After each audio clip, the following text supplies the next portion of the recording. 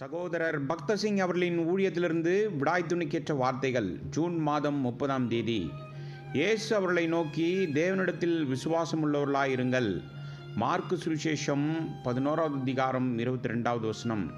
விசுவாசம் என்பது ரட்சிப்பின் அடிப்படை கோட்பாடாகும் மற்றும் அடிப்படை கொள்கையாகும். தேவன் மீது நமக்கு விசுவாசம் இருக்க வேண்டும். அனைத்திற்கும் நமக்கு விசுவாசம் வேண்டும். ஜெபத்திற்கு நமக்கு விசுவாசம் தேவை. அவருடைய ஜீவனை பெற நமக்கு விசுவாசம் தேவை. இல்லையேல் நாம் எதை செய்தாலும் தோல்விதான். இதனால்தான் பல சந்தர்ப்பங்களில் கர்த்தர் வியாதிஸ்தர்களிடம், உன் விசுவாசம் உன்னை ரட்சித்தது என்றார். லூக்கா சுவிசேஷம் 7வது அதிகாரம் 50வது வசனம் மற்றும் 8வது அதிகாரம் 48வது வசனம். மத்தேயு சுவிசேஷம் 9வது அதிகாரம் 2வது வசனத்தின்படி, திமிர்வாதக்காரனை சுமந்த மனிதர்களின் விசுவாசத்தை கண்டு கர்த்தர் அவனை குணமாக்கினார். விசுவாசத்தினால் கண்ணுக்கு தெரியாத காரியங்களை புரிந்து கொள்ள முடியும். விசுவாசமானது நம்பப்படுகிறவைகளின் உறுதியும் காணப்படாதவைகளின் நிச்சயமாயிருக்கிறது. எபிரேயருக்கு நிருபம் 11வது அதிகாரம் 1வது வசனம். நிஜமாக கண்ணுக்கு தெரியாத காரியங்களை கண் தெரிந்தவர்களால் புரிந்து கொள்ள முடியாது.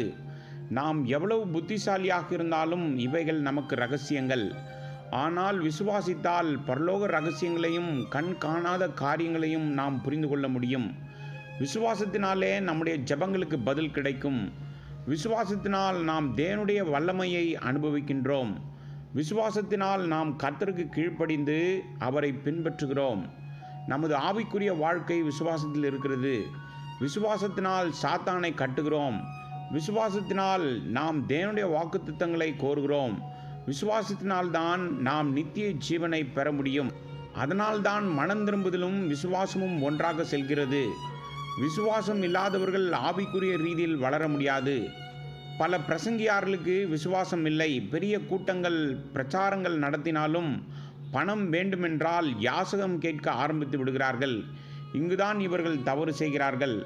பணத்தை பெறுவதற்கு அவர்கள் பல திட்டங்களையும் சாதனங்களையும் வைத்திருக்கிறார்கள். அவர்கள் சுவிசேஷ பிரச்சாரங்களை நடத்த திட்டமிட்டால் அவர்கள் கடிதங்களை எழுத ஆரம்பித்து பல மாதங்களாக பணத்திற்கான குறிப்புகளை கொடுக்கிறார்கள். இது விசுவாசம் இல்லை. நம்முடைய கர்த்தரிடத்தில் ஒரு ஜீவனுள்ள மற்றும் பலமான விசுவாசத்தை வைத்திருப்பதன் மூலம் நாம் அவருடைய பரிபூர்ண சமாதானத்தை அனுபவிக்க முடியும் மற்றும் நமது தேவைகள் அனைத்தையும் பூர்த்தி செய்ய முடியும். விசுவாசம் என்பது ஜெப வாழ்க்கை, வேத ஆராய்ச்சி அல்லது மற்ற எல்லா ஊழியத்தின் அடிப்படை கொள்கை என்பதை நாம் பார்க்கின்றோம்.